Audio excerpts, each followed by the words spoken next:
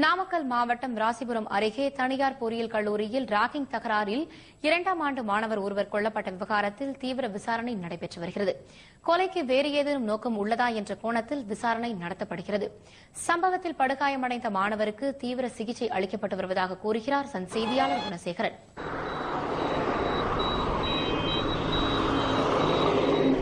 நாமக்கல் மாவட்டம் ராசிபுரத்தில் பொறியியல் கல்லூரியில் பயின்று வந்த 2ஆம் ஆண்டு மாணவர் தீபக் காரை ஏற்றி படுகொலை செய்யப்பட்ட சம்பவத்தில் கைது செய்யப்பட்டிருக்கக்கூடிய 7 பேரிடமும் தொடர்ந்து 2ஆம் நாளாக இன்றும் விசாரணை நடைபெற்று வருகிறது. ராசிபுரம் அருகே இருக்கக்கூடிய ஞானமணி பொறியியல் கல்லூரியில் கேரளாவைச் சேர்ந்த 2ஆம் ஆண்டு மாணவர்கள் சிலருக்கும் 3ஆம் ஆண்டு பயின்று வந்த மாணவர்களுக்கும் இடையே தகராறு ஏற்பட்டது.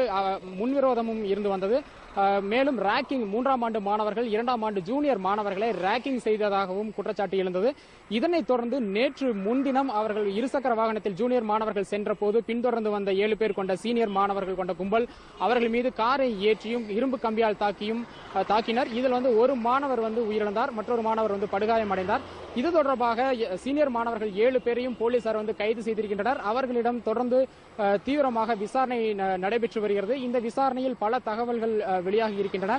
அதாவது இங்கு இருக்கக்கூடிய ஒவ்வொரு கல்லூரியிலும் அதிக அளவு சேலம், நாமக்கல் பகுதிகளில் இருக்கக்கூடிய தனியார் பொறியியல் கல்லூரிகளில் அதிக அளவு கேரள மாணவர்கள் இங்கு கல்வி பயின்று வருகின்றனர். இந்த கேரள மாணவர்கள் ஒவ்வொருவரும் இங்கு தனியாக ஒரு சங்கங்களை அமைத்து கேரள மாணவர் சங்கம் என்ற சங்கங்களை அமைத்து வருகின்றனர். இந்த சங்கத்திற்கு கட்டுப்படாத மாணவர்கள் மீதும் அதே போன்று சீனியர் மாணவர்களை மதிக்காமல் செயல்படக்கூடிய ஜூனியர் மாணவர்கள் மீதும் அடிக்கடி இதுபோன்று பல முறை ஏற்கனவே இதுபோன்ற தாக்குதல்கள் நடைபெற்றிருக்கின்றன. இது தொடர்பாக புகார்கள் தெரிவிக்கப்பட்டும் கூட கல்லூரி நிர்வாகத்தினர் எவ்வித நடவடிக்கையும் எடுக்கப்படவில்லை என்றும் கூறப்படுகிறது. இதுபோன்றுதான் ராக்கிங் தகராறு காரணமாகவும் சீனியர் மாணவர்களை ஜூனியர் மாணவர்கள் மதிக்காத காரணத்திற்காகவும் இந்த தாக்குதல் நடந்ததில் தான் இந்த மாணவர் தீபக் கொடூரமான முறையில் கொலை செய்யப்பட்டிருக்கிறார்.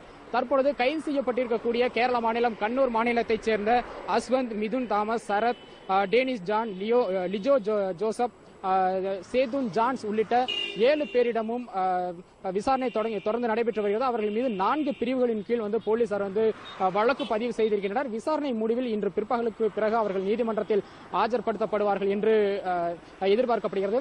இந்த நிலையில் இந்த சம்பவத்தில் படுகாயமடைந்த மற்றொரு மாணவர் தினேஷ் தற்பொழுது சேலத்தில் இருக்கக்கூடிய தனியார் மருத்துவமனையில் அனுமதிக்கப்பட்டிருக்கிறார்.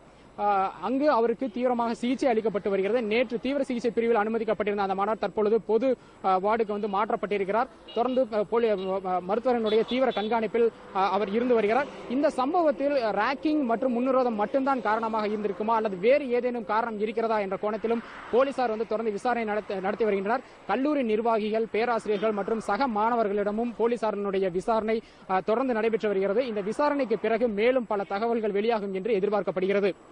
சன் செய்திகளுக்காக ஒளிப்பதிவாளர் ஏவிஎம் சங்கருடன் குணசேகரன்.